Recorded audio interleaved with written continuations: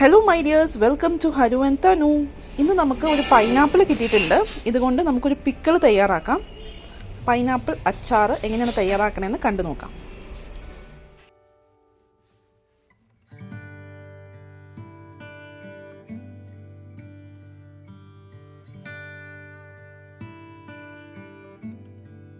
Pineapple ഇതുപോലെ ചെറിയ pieces ആയിട്ട് നമുക്ക് മുറിക്കാം.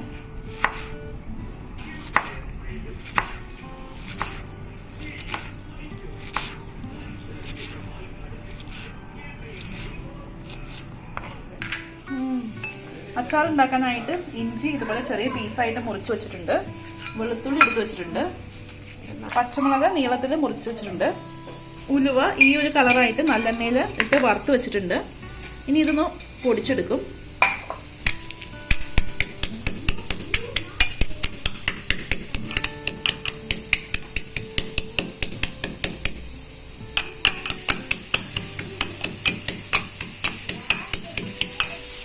ഒരു ചീനച്ചട്ടി ഗ്യാസിൽ വെച്ച് ചൂടാക്കാം. ഇതിലേക്ക് നമുക്ക് നല്ലെണ്ണ ചേർത്ത് കൊടുക്കാം.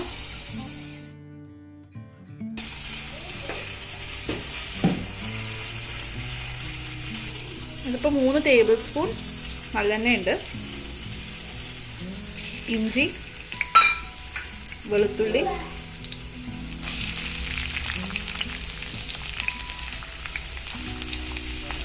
പച്ചമുളക്.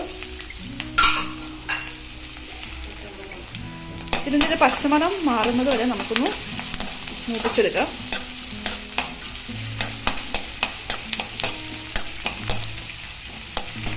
നമ്മളിവിടെ യൂസ് ചെയ്യുന്ന പൈനാപ്പിളിന് പുളിയുണ്ട്, അതുകൊണ്ട് നമ്മൾ വേറെ വിനാഗിരി ചേർക്കുന്നില്ല. ഇനിയിപ്പോൾ പുളി ഇല്ലാത്ത പൈനാപ്പിൾ ആണെന്നുണ്ടെങ്കിൽ കുറച്ച് വിനാഗിരി ചേർക്കാവുന്നതാണ്. ഇത് 2 ടേബിൾ സ്പൂൺ വിനാഗിരിയൊക്കെ മധുരമുള്ള പൈനാപ്പിൾ ആണെങ്കിൽ ചേർത്ത് കൊടുക്കാവുന്നതാണ്. ഇഞ്ചിയും വെളുത്തുള്ളിയും ഒന്ന് മൂത്ത് വന്നിട്ടുണ്ട്. നമ്മൾ ഫ്ലെയിം ഒന്ന് കുറച്ച് വെച്ചിട്ടുണ്ട്. ഇനി നമുക്കിതിലേക്ക് മഞ്ഞൾപ്പൊടി ചേർക്കാം. 1 ടീസ്പൂൺ മഞ്ഞൾപ്പൊടി ചേർത്തു. മുളക് പൊടി 2-3 ടീസ്പൂൺ ചേർത്തിട്ടുണ്ട്. ഉപ്പ് ചേർക്കാം. അച്ചാറിന് പൊതുവെ ഉപ്പ് കുറച്ച് മുൻപോട്ടായിട്ട് നിൽക്കണം. നമ്മളൊരു 3 ടീസ്പൂൺ ഉപ്പ് ചേർത്തിട്ടുണ്ട്. വേണമെങ്കിൽ നമുക്ക് ഇനി ചേർത്ത് കൊടുക്കാം. ഇനി നമ്മൾ നേരത്തെ മുറിച്ച് വെച്ചിരിക്കുന്ന പൈനാപ്പിളിൻ്റെ പീസ് ചേർത്ത് കൊടുക്കാം.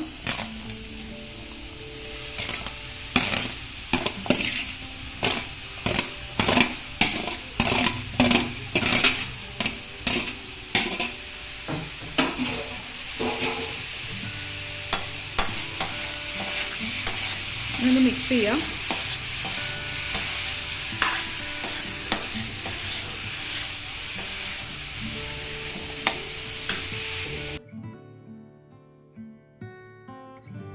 പൊടിച്ചു വച്ചിരിക്കുന്ന ഉലുവ, കായം നമ്മൾ പൊടിയായിട്ടാണ് ചേർക്കുന്നത്. കായം ഇങ്ങനെ പീസായിട്ടാണ് ചേർക്കണമെന്നുണ്ടെങ്കിൽ ഉലുവയുടെ ഒപ്പം ഒന്ന് വറുത്തിട്ട് വേണം പൊടിക്കാനായിട്ട്.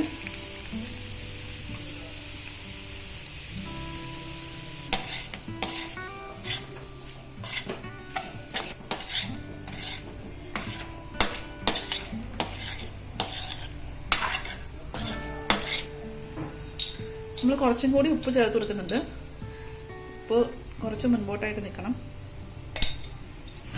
1 ടീസ്പൂൺ ഉപ്പും കൂടി ചേർത്തിട്ടുണ്ട് കേട്ടോ. നിങ്ങളത് നോക്കിയിട്ട് ആവശ്യത്തിന് ചേർത്ത് കൊടുത്താൽ മതി.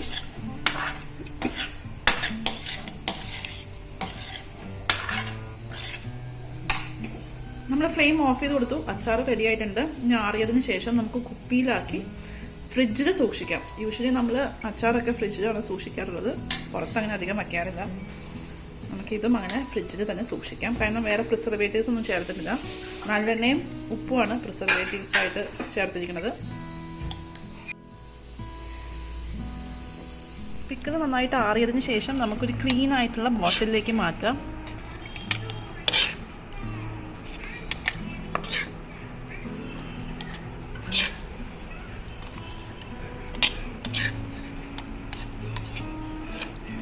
ഇനി ഇത് ഫ്രിഡ്ജിൽ സൂക്ഷിക്കാം. നമ്മൾ സാധാരണ പിക്കിൾസൊക്കെ ഫ്രിഡ്ജിലാണ് സൂക്ഷിക്കാറുള്ളത്.